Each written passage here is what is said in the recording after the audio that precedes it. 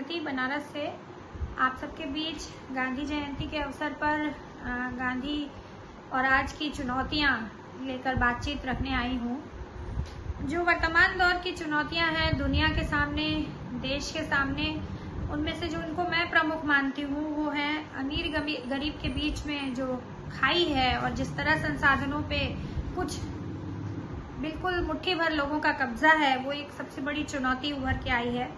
दूसरा, पर्यावरण और जलवायु का संकट, जल जंगल जमीन पर कब्जे की लड़ाई, ये भी अपने आप में एक बड़ा कारण है। दुनिया में जो है असमानता का वो एक बड़ा कारण है कंसर्न का हमारे।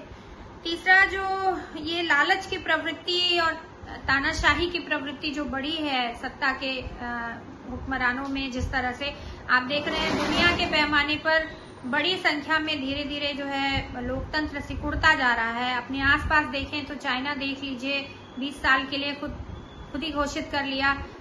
रशिया वही हाल है। आपने देखा कि नेपाल में क्या हुआ, आपने देखा कि किस तरह से श्रीलंका में हुआ। पाकिस्तान की स्थिति पता ही है, अफगानिस्तान यही है। तो आसपास में दुनिया में और यूरोप की कंट्रीज में भी इस तरह से अमेरिका तक को चुनौती का सामना करना पड़ा है।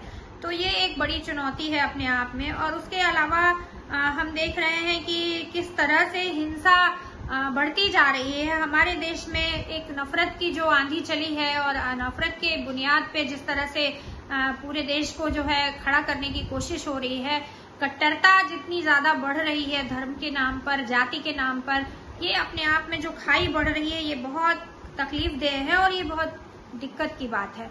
और इसके साथ ही एक और खतरा मुझे जो आसन दिखाई देता है वो है कि बाजार के साथ साथ तकनीक का जो बढ़ना है, बाजार इस कदर हावी है कि इंसान की जान की कोई कीमत नहीं रह गई और हर चीज डिसाइड कौन करता है, तो बाजार डिसाइड कर रहा है और सब कुछ उसके हाथ में सौंप दिया जा रहा है। और उसी तरह से जो हमारे देश में है और दुनिया में भी और दिखाई दे रहा है कि लोगों को, इंसानों की जरूरत कम से कम रह जाए और उनको सीमित कर दिया जाए। जीव जो है, जीव जंतुओं को भी सीमित कर दिया जाए, कुछ लोगों के उपभोग के लिए पृथ्वी पूरी की पूरी रहे।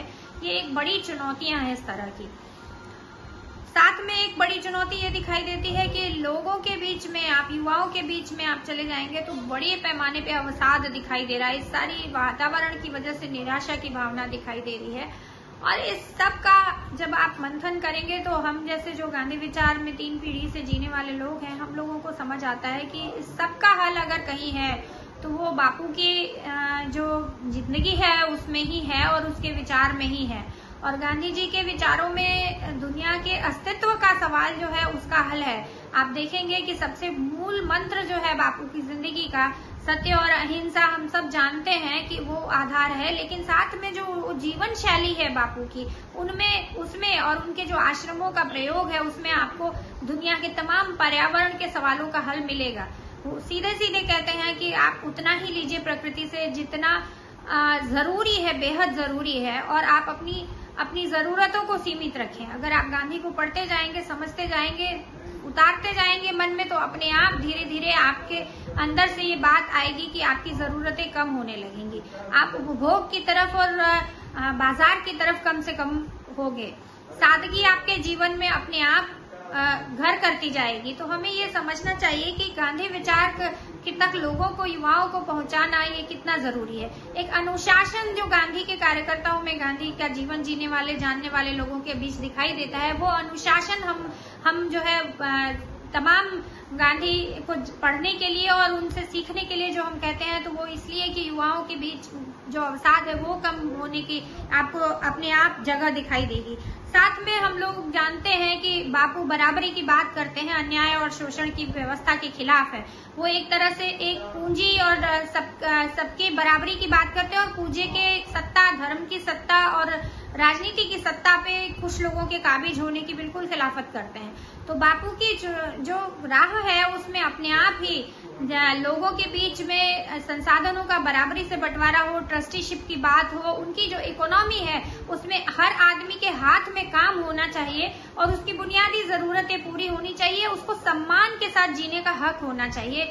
ये जो बात बापू कहते हैं, इस बात को हम लोगों को समझने की जरूरत है। इसी में दुनिया का हल है। और सबसे बड़ी चीज जो बापू कहते हैं कि नफरत नहीं है होनी चाहिए, आप सबके साथ प्रेम से, चाहे कोई सा भी संघर्ष हो, आप प्रेम के साथ और निडरता के साथ लड़ सकते हैं, जीत सकते हैं। निडरता जो है, अभय जो है, वो बापू की जिंदगी की हर लड़ाई में उनके काम आया है और उसमें उन्होंने नैतिक बल को सबसे ज्यादा महत्व दिया, नैतिक रूप से साधन शुद्धि को महत्व दिया। और इन सब रास्तों पे चलकर ही आप जब सत्याग्रह करते हैं तो आप दुनिया की तमाम अव्यवस्थाओं से और गलत प्रवृत्तियों से लड़ाई ले सकते हैं और उनको बदल सकते हैं, उनका दिल बदल सकते हैं, उनके अंदर बिना किसी तरह की हिंसा या बदला लेने की प्रवृत्ति के बिना आप समाज को बदल सकते हैं। बापू के बताए हुए 18 रचनात्मक काम देखिए या एकादश व्रत देखिए, आपको अपने आप उसमें अपना जीवन जीने की का जो आपके नियम है, जो अनुशासन है, वो सीखने को मिलता है। आपके काम का दायरा उस रचनात्मक कार्यों से 18 रचनात्मक कार्यों में मिल जाता है। और ये सारी बातें किसी भी युवा को दिशा देने के लिए, उसके जीवन को दिशा देने के लिए बेहद जरूरी है जानना। तो हमें सबसे ज्यादा ये सोचने की जरूरत है कि गांधी विचार को हम युवाओं के बीच में कैसे ज्यादा से ज्यादा ले जा सके और हिंसा की जगह अहिंसा की संस्कृति का निर्माण कर सके। आज जो हिंसा का वातावरण है, जो जाति के नाम पे, धर्म के नाम पे, उसके सामने आकर गांधी जनों को ही खड़ा होना पड़ेगा और इस देश को गांधी के ही रास्ते पे चलना होगा और दुनिया को रास्ता दिखाना होगा, तभी जाकर के दुनिया के संकट का हल निकलने वाला है। अभी देश की जो हालत है, जिसमें मणिपुर जल रहा है, कश्मीर में तमाम आतंकी कार्यवाहियों में सैनिक भी मारे जा रहे हैं, आम लोग भी मारे जा रहे हैं, कोई हल नहीं निकला कश्मीर का। उसके बाद अभी मेवात में हो, नूह में हो, एक अजीब सी अलग संस्कृति बना दी गई है और बनारस के राजघाट में हो कि बुलडोजर के माध्यम से बदला लिया जा रहा है सरकार की तरफ से भी और लोगों को उनके रहने के जो उनके छत है, आवास से उनको हटाया जा रहा है, उनके रोजगार से उनको हटाया जा रहा है और इस तरह से उनसे बदला लिया जा रहा है। तो ये जो सारी प्रवृत्तियां हैं, इन सब चीजों का हल कहीं न कहीं गांधी के रास्ते पर चलकर ही आएगा और देश में गांव की जो अस्मिता है और संसाधनों का जो बराबरी से बंटवारा है और पर्यावरण का जो संकट है, कृषि का जो संकट है, जल जंगल जमीन का जो संकट है, इन सब का हल गांधी विचार में ही निकलने वाला है। हमें 100 स्मार्ट शहरों की नहीं, हमें हर स्मार्ट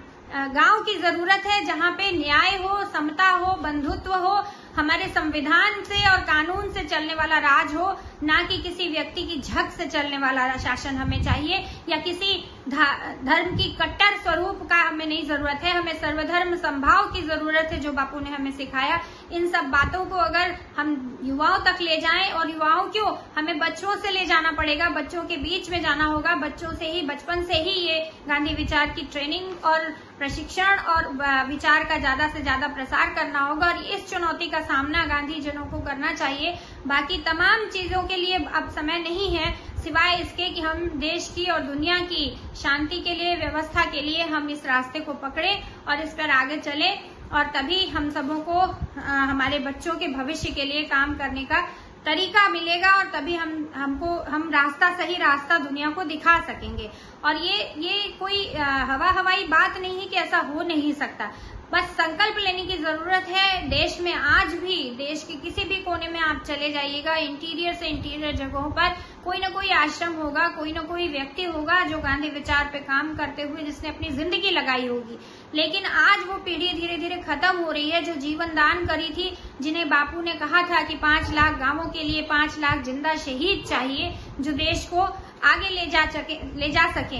उन जो संगठनों को उन्होंने खड़ा किया था, उन जिन संस्थाओं को उन्होंने खड़ा किया था, उन सब के साथ रिश्ता बनाना, उन सबको एक जीवंत केंद्र के रूप में युवाओं के लिए कैसे बनाया जा सके और वहां पे कैसे ज्यादा से ज्यादा युवाओं को जोड़ा जा सके, इस चुनौती का हम लोगों को सामना, इस पे हम लोगों को सोचने की जरूरत है।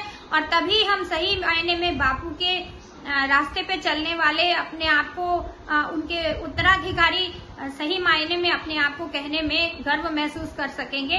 कम से कम आज ये कसम खाएं कि हर 600 साढ़े 600 जिले हैं, उनमें हम सब गांधी 150 हो चुका है, देश की आजादी का अमृत काल चल रहा है, तो हम गांधी विचार से हर व्यक्ति ये जो विश्वास रखता है वो कम से कम 25 लोगों को जोड़े, युवाओं को जोड़े, बच्चों को जोड़े, महिलाओं को जोड़े, तभी जाकर के, और समाज के हर वर्ग से जोड़े, हर धर्म से जोड़े, तभी जाकर बापू की विचारधारा का हम सच मायने में लोगों तक पहुंचा पाएंगे और गांधी विचार को सच्ची श्रद्धांजलि देंगे।